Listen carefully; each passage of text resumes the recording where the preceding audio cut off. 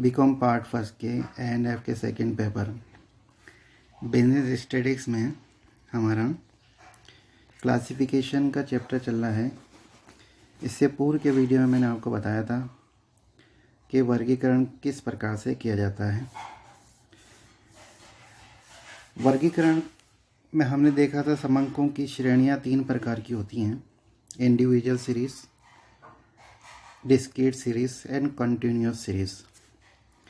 Continuous series के बारे में मैंने आपको बताया था कि उसमें 2 प्रकार की सीरीज़ होती हैं, एक एक्सक्लूसिव और एक इंक्लूसिव, अपवर्ती और समावेशी श्रेणियाँ।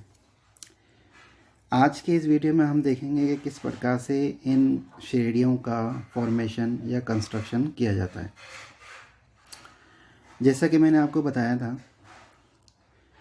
कि एक्सक्लूसिव सीरीज़ के अंतर्गत, जिसे अपवर्ती श्रेणी कहते हैं, जो वर्ग अंतर होते हैं, जिसे हम क्लास इंटरवल कह रहे हैं, तो एक वर्ग की अपर लिमिट दूसरे वर्ग की लोअर लिमिट के बराबर होती है।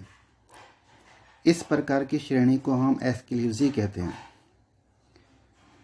ऐसी स्थिति में जो L2 है, जो अपर लिमिट है, उसको हम अगले वाले वर्ग में शामिल करते हैं, यानी उस वैसे मूल्य को, इस तरह के मूल्य को जो L2 हाईएस्ट मूल्य है, उसको हम अगली श्रेणी में, अगले क्लास इंटरवल में शामिल करते हैं। जबकि दूसरी तरफ इंक्लूसिव सीरीज़ में किसी भी वर्ग की अपर लिमिटेड उसके अगले वाले वर्ग की लोअर लिमिटेड से भिन्न होती है, अलग होती है, इसलिए उसमें फिर इस तरीके की प्रॉब्लम नहीं आती है।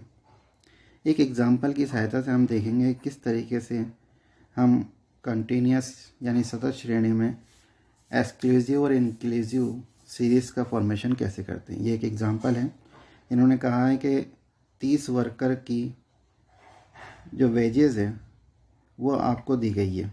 वेजेस के आंकड़े हैं ये, जिनका कि विस्तार जो है वो 104 से चालू है। ये आंकड़े आपके सामने दिए हुए हैं, जो मैं आपको बता रहा हूँ कि इनमें जैसे ये आंकड़े दिए गए हैं, अभी ये विन्यासित नहीं है, अरेंज नहीं है। इसमें अपन लोवेस्ट देखें तो लोवेस्ट आंकड़ा इसमें 104 रुपये का है और हाईएस्ट आंकड़ा इसमें 150 रुपये का है। तो इन्होंने कहा है, जैसे प्रश्न में जनरली होता है, सबसे पहले हम क्या करेंगे कि ये जितने भी डेटा हमको दिए हुए हैं, इनको हम असेंडिंग ऑर्डर में अरेंज कर लेंगे। सबसे पहले न्यूनतम मूल्य को रखा जाएगा और सबसे आखिर में अधिकतम मूल्य को। जैसे कि आप इसमें देख रहे हैं 104 को सबसे पहले रखा गया है, उसके बाद 107, और ये एक असेंडिंग ऑर्डर में सब मदों को रख दिया गया है। ये एक वेजेस के आंकड़े हैं जो 30 मजदूरों के संबंध में हैं। हम इनका जब सीरीज़ बनाएंगे, फॉर्मेशन करेंगे, तो एक्सक्लूसिव सीरीज़ में 10-10 के वर्ग बनाएंगे। इस प्रश्न में कहा भी इसी प्रकार से किया गया है कि 10-10 के वर्ग अंतर से आप इसको फॉर्मेशन करना है। तो चूँकि हमारे पास जो आंकड़ा दिया हुआ न्यूनतम 104 रुपये है, तो हम जो पहला वर्ग बनाएंगे वो 100 से 110 का, और फिर इसी तरीके से आगे 110 से 120 का, 120 से 130 का, और ये आगे तक चलेगा 150 से 160 का। अब हम प्रत्येक वर्ग से संबंधित जो डेटा हमको दिया गया है वो रखेंगे। जैसे 100 से लेके 110 के बीच में आने वाले मूल्य जितने भी हैं उनको यहाँ रखेंगे, जिसमें 104, 107 और 109। इसी प्रकार से ये प्रक्रिया अपनाई जाएगी।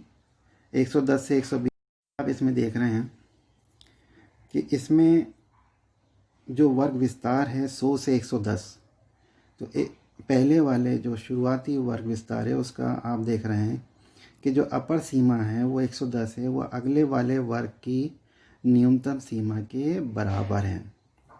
100 से 110 के बीच वाले मूल्य पहले वाले वर्ग में शामिल किए जाएंगे, लेकिन इसमें 100 से लेके 1 से 9 तक के मूल्य ही शामिल किए जाएंगे। अगर 110वां मूल्य होता, जैसे कि आप दूसरे वाले में देखिए, तीसरे वाले में देखते हैं हम 120 से 130, तो 120 वाले मूल्य हमने 120 और 130 में शामिल किए हैं, ना कि 110 से 120 में। इसी प्रकार से इसीलिए इस सीरीज़ को हम एक्सक्लूसिव सीरीज़, अपवाजित सीरीज़ के नाम से जानते हैं। अगली वाली जो सीरीज़ है इसका नाम है इंक्लूसिव सीरीज़। इंक्लूसिव सीरीज़ में आप नोटिस कीजिएगा कि जो पहले वाला वर्ग विस्तार है वो 101 से लेके 110 हम इसी तरीके से बनाते हैं। इसमें आप देखिएगा कि पहले वाले वर्ग विस्तार का अपर सीमा दूसरे वाले वर्ग विस्तार से भिन्न है, यानी उससे ज़्यादा है। जैसे 101 से 110 हम इसको यूँ भी कंस्ट्रक्ट कर सकते हैं कि 100 से लेके 109, फिर 110 से लेके 119, इस तरीके से भी कंस्ट्रक्ट किया जा सकता है।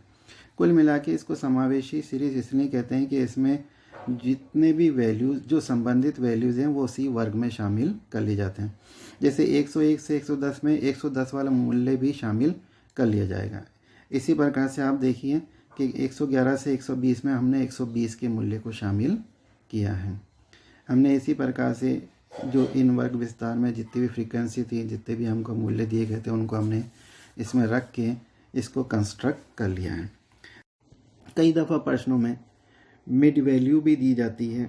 उसके मिड वैल्यू यानी जैसे कि मैंने आपको बताया था कि L1 plus L2 oblique 2 is equal to mid value होता है। कई दफ़ा प्रश्नों में मिड वैल्यू दी जाती है। ऐसी स्थिति में हमें प्रश्नों के उत्तर निकालने के लिए वर्ग विस्तार या क्लास इंटरवल को कैलकुलेट करना पड़ता है। उसकी जो विधि है वो भी समझना आपके लिए आवश्यक है कि सबसे पहले हम जो डिफरेंस है मिड वैल्यूज़ में उसको फाइंड आउट करेंगे। जैसे पहले जो आपको मिड वैल्यू दिया गया है उसका और अगले वाले का अंतर आपको ज्ञात करना है। इस अंतर में आपको 2 का भाग देना है तो डिफरेंस निकलेगा। इस डिफरेंस का जो डिफरेंस का हाफ निकलेगा।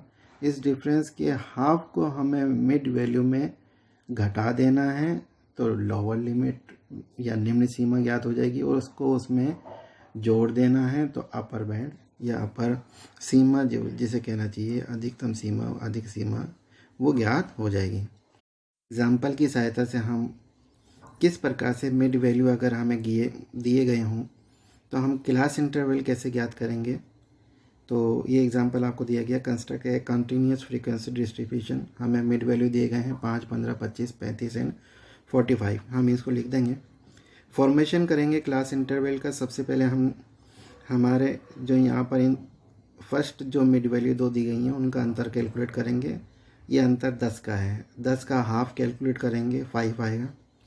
हम इस 5 को हमारे जो मिड वैल्यू दिया गया पहला वाला मिड वैल्यू 5, इसमें से 5 को घटा देंगे तो L1 0 आएगा।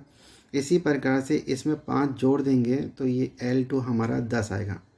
पहले वाले मिड वैल्यू 5 के लिए हमारा क्लास इंटरवल 0 से 10 आएगा। दूसरे वाले के लिए भी हमें इसी प्रकार से प्रक्रिया अपनानी पड़ेगी। 15 में से 5 हम लेस कर देंगे तो 10 आएगा, और 15 में 5 जोड़ देंगे तो 20 आएगा। नेक्स्ट जो हमारा क्लास इंटरवल है वो 10 से 20 होगा। इसी प्रकार से आगे 25 के लिए 25 में से 5 को लेस करेंगे तो 20 आ जाएगा, और 25 में 5 को जोड़ देंगे तो 30 आएगा।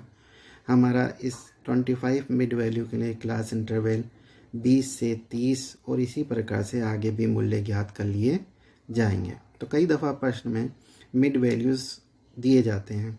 आपको उसके लिए प्रश्नों के उत्तर निकालने के लिए क्लास इंटरवल को निकालना भी आवश्यक होता है। तो उसका तरीका ये है। धन्यवाद।